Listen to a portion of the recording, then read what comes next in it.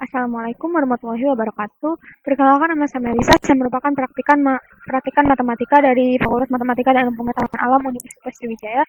Di sini saya akan menjelaskan mengenai lampiran soal untuk nomor 6 di tugas yang kedua. Jadi, di dalam tugas itu kami diminta untuk nomor 6. Di sini menghitung variansi dari suatu data.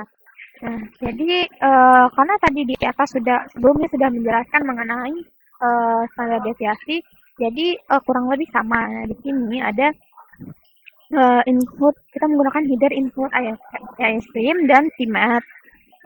Kemudian di sini namespace std.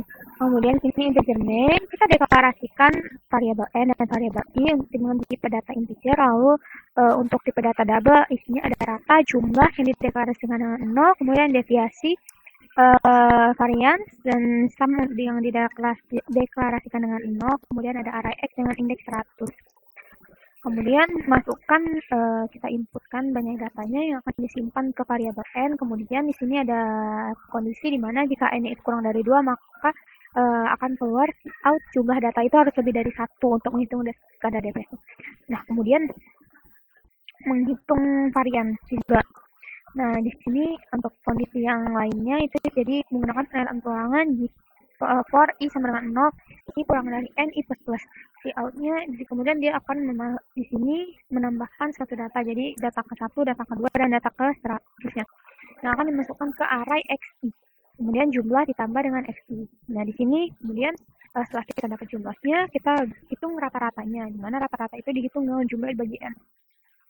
Kemudian si out ratanya itu opsional, bisa di si outkan, boleh tidak juga.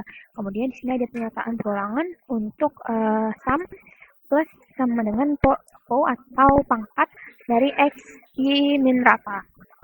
Nah, kemudian untuk menghitung varian itu nilai sum itu dibagi dengan n dikurang 1. Kemudian outkan nilai dari varian tersebut.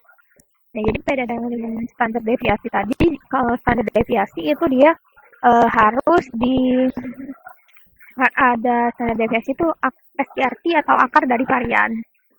Nah, kemudian ini si decode-nya, ini variabelnya itu variabel n, i dengan tipe data integer, rata jumlah deviasi, ini varian maksudnya deviasinya enggak. Sum x100 itu dengan tipe data double karena nilai suatu data itu bisa berkoma. Jadi ini jumlah dideklarasikan jumlah dengan 0, sum dengan 0. Kemudian ini list n, ini pernyataan kondisi jika n ini, kemudian ini for i, kemudian bikin for, ini di dalam for-nya, ini n for, kemudian keluar dari perulangan, kemudian kita hitung rata-ratanya, jumlah dibagi n. Nah, ini masuk ke perulangan lagi, bikin for lagi, sum plus po dari x i min rata pangkat 2. Ini koma 2 artinya pangkat 2. Kemudian n4, kemudian hitung variansnya di mana dapat dari sum dibagi n min 1, n dikurang 1. Kemudian n else, n4 ini ya, maaf. Di sini n4, terus baru selesai. Ini deklarasikan program. Deskripsi program itu pertama-tama kita mulai dulu, kemudian kita deklarasikan variabelnya, n untuk banyak data, x untuk array hingga 100 data, kemudian jumlah untuk menyimpan total semua data, jumlahan dari semua data diinisiasi dengan 0 karena tidak dideklarasikan, maka dia akan mengambil angka random gitu loh. Kemudian rata-rata ya pasti untuk menyimpan rata-rata, kemudian sum untuk menyimpan hasil penjumlahan kuadrat selisih dengan nilai data rata-rata diinisiasi juga dengan 0. Kemudian ada hitung variabel varian untuk menyimpan hasil perhitungan dari variasi itu sendiri. Kemudian kita diminta untuk memasukkan banyak data. Ini masukkan banyak data yang akan dimasukkan ke variabel n. Jadi validasi inputnya. Jadi kalau dia n-nya kurang dari 2, maka tidak bisa program akan berhenti.